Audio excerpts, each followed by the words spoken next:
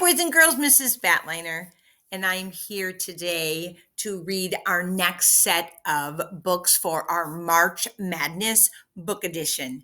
Today's story is called Once Upon a Book by Caldecott honoree Grace Lynn and Kate Messner. So a Caldecott winner is a winner that has to do with the illustrations of a book. So Grace Lynn is an honoree. Her book did not win the award, but it was an honoree saying what great illustration she had. So as you're looking through the book, see if you agree that there are some pretty amazing illustrations. So taking a look at this page, I can infer that this story is taking place during the winter. I can see the snowman. I can see, it looks like it's kind of rainy. Yeah, and it looks like she's kind of pretty miserable. So on our left-hand side, we had the dedication page, and Grace is dedicating this book. Another one for my hazelnut, who I hope always finds a home in my books. And then Kate, she said, for my parents, who indulged all of my bookish escapes.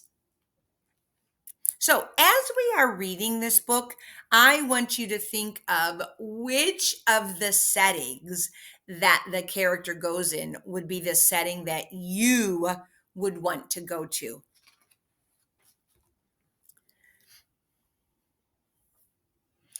Alice was tired of heavy sweaters and thick socks and staying inside with nothing to do. I wish I were someplace that wasn't so frozen and gray, she grumbled to her mother.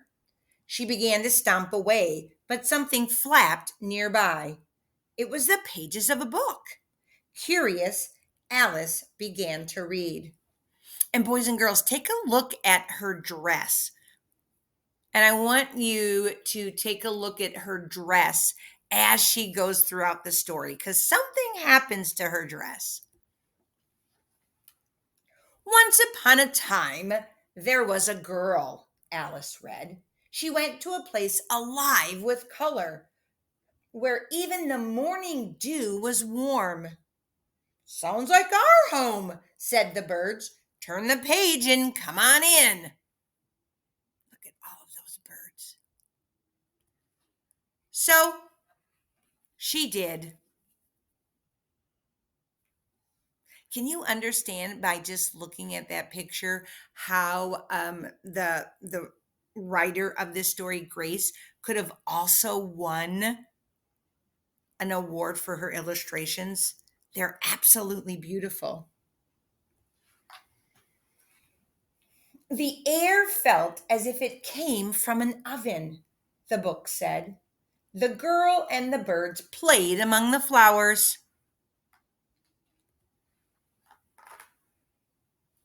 But then the rains came down.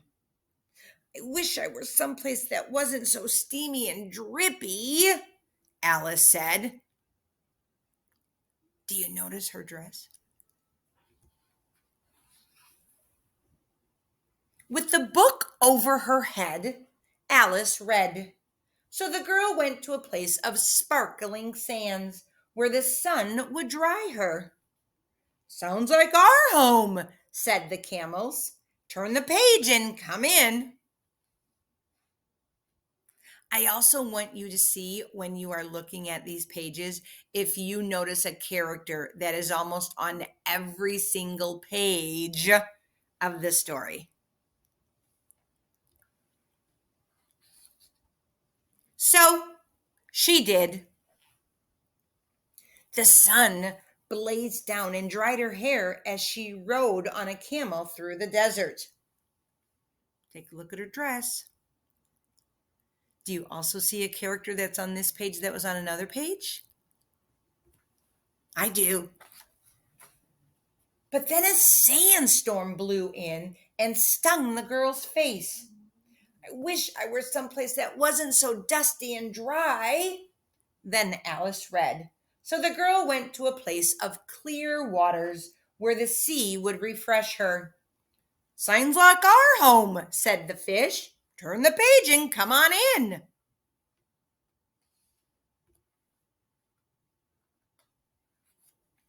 So she did. The gentle water soothed her as she swam with the fish through the coral reefs. Look at that illustration.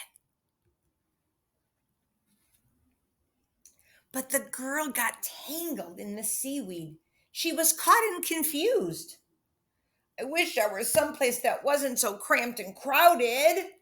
Then Alice read. So the girl went to a place of wide open blue, where she would be boundless and free. Sounds like our home, said the clouds. Turn the page and come on in. What do you think happened? So she did. The clouds billowed like the sails of a ship. The girl rode the wind through the sky.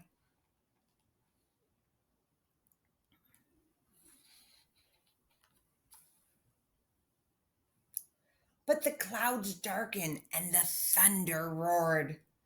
I wish I was someplace that wasn't so booming and loud. So the girl went to a place with no sound at all. Alice read, where she could be quiet and calm. Sounds like my home, whispered the moon. Turn the page and come on in. Take a look at her dress. So she did.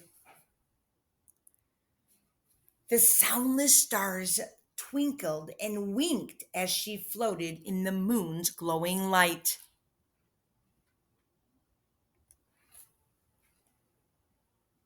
But the emptiness made the girl feel alone. Wish I was someplace that wasn't so lonely, Alice thought.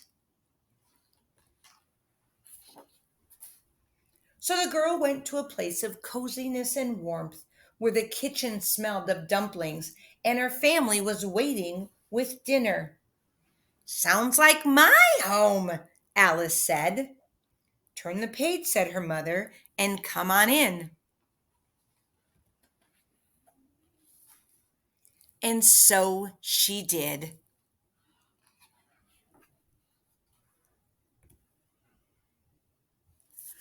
Oh, boys and girls, this was just such a great, easy story. So I want you to think. So we had, let me think of all the places. We had the rainforest, we had the desert, we had the ocean, we had the sky, we had outer space, kind of like where the moon is, and then we had the girl's home.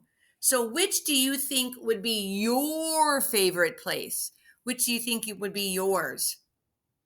I'm kind of thinking that I would love the ocean because I love water. But I think I'd be afraid of being tangled like she was. Yeah, so maybe your teachers can talk to you a little bit about which place you would like to be. All right, I hope you enjoyed this story, and I will see you the next time.